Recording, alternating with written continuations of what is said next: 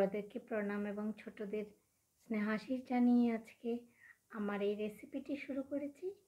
তো দেখতে থাকো বন্ধুরা, এত সুন্দর আম, পকোড়াটা আমি কি দিয়ে বানিয়েছি। তো কেমন আছো বন্ধুরা?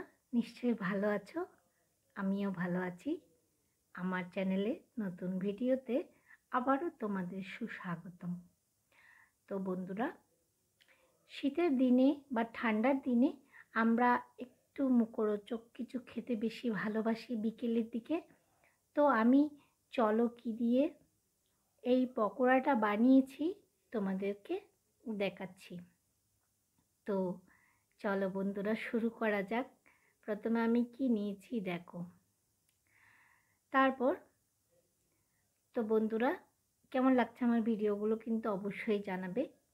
আর কি কি ভিডিও পেতে চাও কিন্তু অবশ্যই জানালে ভীষণ ভালো লাগবে। চলো, এখানে দেখো আমি কাঁচা লঙ্কা একদম কুচো কুচো করে কেটে নিয়েছি।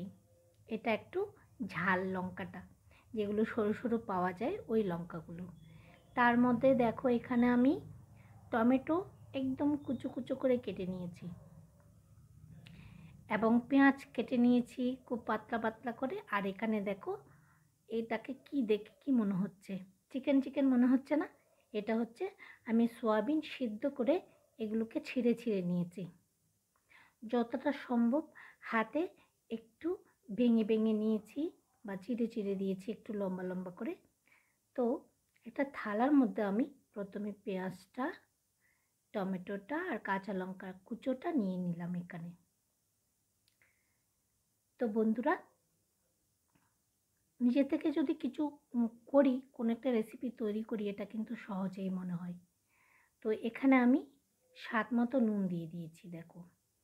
নুন দিয়ে এটাকে আমি খুব ভালোভাবে মেখে নেব একদম, যাতে এটা টমেটো, পেঁয়াজ, লঙ্কা এগুলো যেমন একদম নরম হয়ে যায়। এভাবে নুন দিয়ে আমি বেশ ভালোভাবে মেখে নিচ্ছি।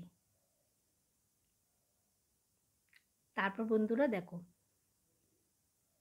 তারপর কি করতে থাকি দেখতে থাকো। তো বন্ধুরা, এই শীতের দিনে আমরা কত রকমের রান্না করি, শাক সবজি। তার মধ্যে সোয়াবিনটা হচ্ছে আমাদের খুব খুব উপকারী শরীরের জন্য।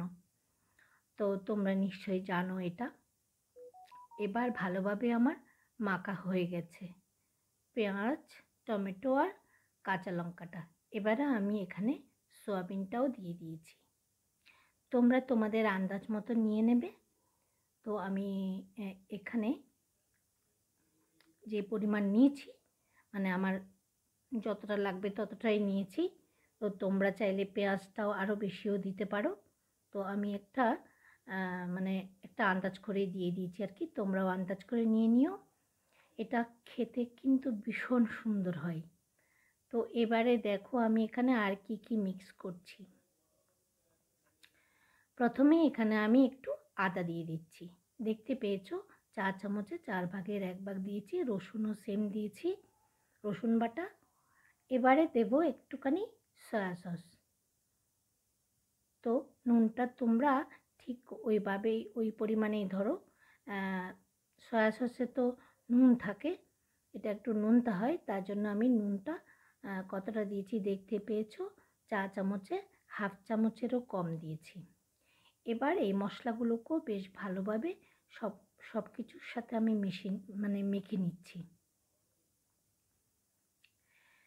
তারপরে দেখো, তো বন্ধুরা, যখন আমরা নিজে থেকে কোনো রেসিপি বানাই, এটাকে কিন্তু সহজ মনে হয়। মানে আমরা বাড়িতে থাকা জিনিস দিয়ে যখন কোনো রেসিপি করতে যাই, আমাদের জন্য এটা সহজেই মনে হয়। এবারে দেখো আমি কিছু ডাল, মানে ছোলার ডাল পিষে নিয়েছি, একটু জল দিয়েই পিষেছি। পিষে এবার এটাকে আমি এখানে মেখে নিচ্ছি। এটার সাথে মেখে এটাকে আমি কিন্তু ঘন্টাখানেক রেখে দেবো।